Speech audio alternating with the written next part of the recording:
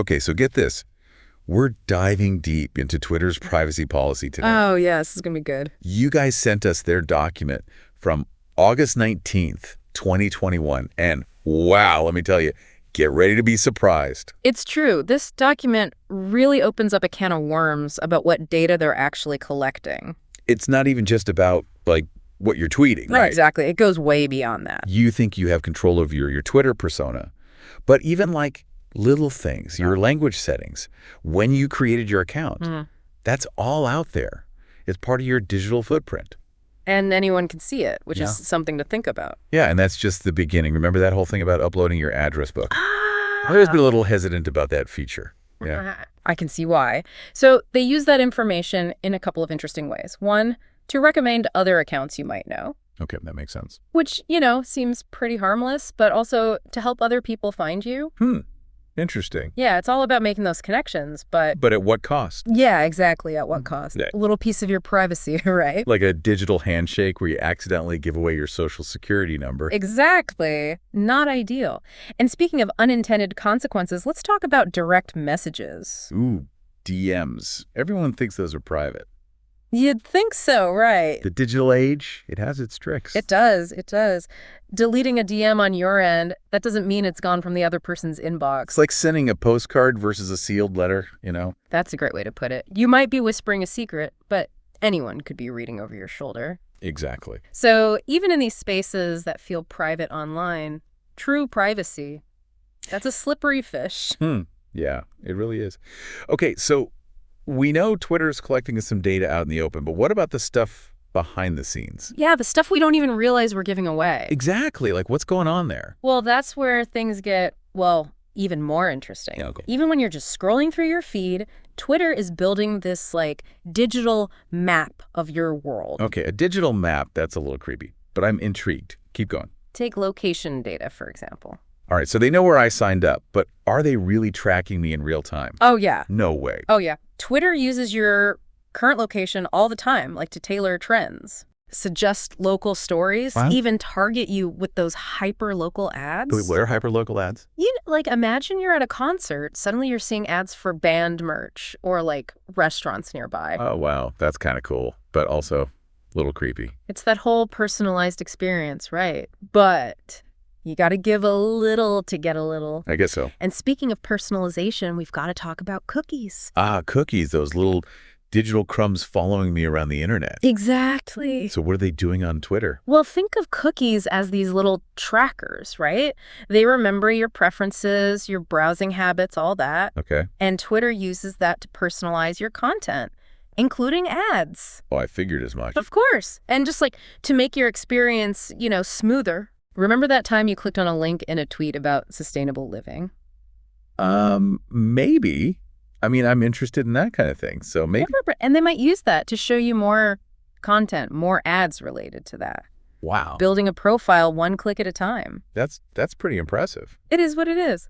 But okay, now this next part, this is where it gets kind of scary. Oh, boy. Inferred identity. Inferred identity, what is that? So this is where Twitter takes data analysis to a whole other level. Okay, and by other level, you mean? They're basically connecting your devices. And they're analyzing things like, those hashed email addresses. There's scrambled versions of your actual email, don't worry. Okay, good. So they use that and they can kind of guess things about you, like your age, your interests, even things like your political leanings. Hold on.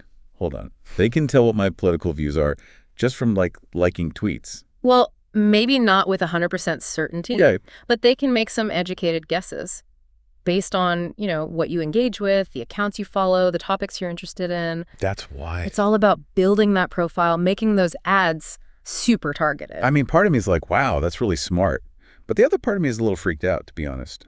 It's definitely a double-edged sword. Yeah, it is. More personalized experience, but at what cost, right? Makes you think about data privacy in a whole new way. It really does, yeah. Yeah. So we've talked about all this data they're collecting, but who are they sharing it with? That's what I really want to know. Right.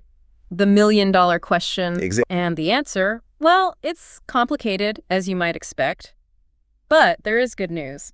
You do have some control over this whole data sharing thing. Okay, that's reassuring at least.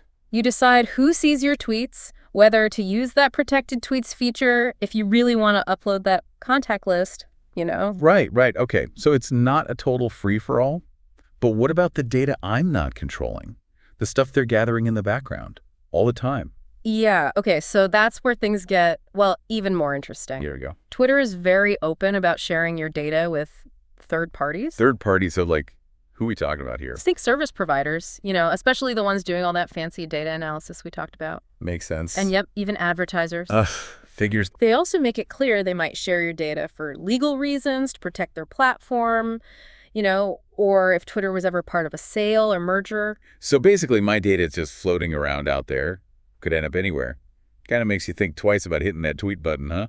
It's a good reminder that even if you delete your account, your data might still be out there somewhere. That is kind of scary, I'm not going to lie. Yeah. Speaking of deleting things, is there any way to, like, take back some of my data besides, you know, going off the grid completely? Actually, there is something pretty cool. Remember how we talked about those late-night tweets you might regret? Oh, yeah, we've all been there. You can actually download your whole Twitter archive. Really? Every tweet, every reply, every, like, all in one file. Wow, that's kind of amazing and terrifying. Right, you can revisit those memories, good and bad, or just, you know, delete those digital skeletons before you say goodbye to Twitter forever. I kind of love that digital skeletons. That's a good one. But, okay, say I'm not ready to delete my account just yet. Any privacy settings I should know about? Ways to minimize the data harvesting while I'm still, you know, active on the platform? Oh, for sure.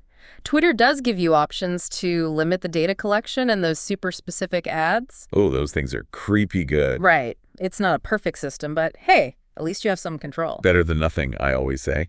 Well, this has been quite the deep dive. Learned a lot, even got a little creeped out, you know, the usual. Any final thoughts for our listeners out there, things they should be thinking about? You know, this whole conversation just highlights how every click, every little interaction online, it all adds up. It creates this digital footprint that's way more permanent than we realize. Like we're all leaving these digital trails wherever we go. Exactly. So the question is, what kind of trail are you leaving behind? Ooh, that's a good one to end on.